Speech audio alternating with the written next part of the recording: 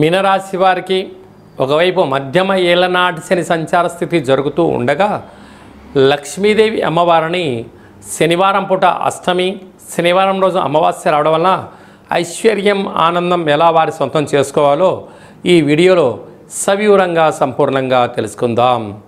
మీనరాశిలో ఏ నక్షత్రాలు వస్తాయిగా?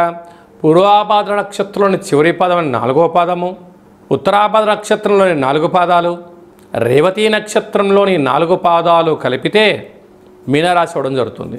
రాశాధిపతి దేవగురు బృహస్పతి.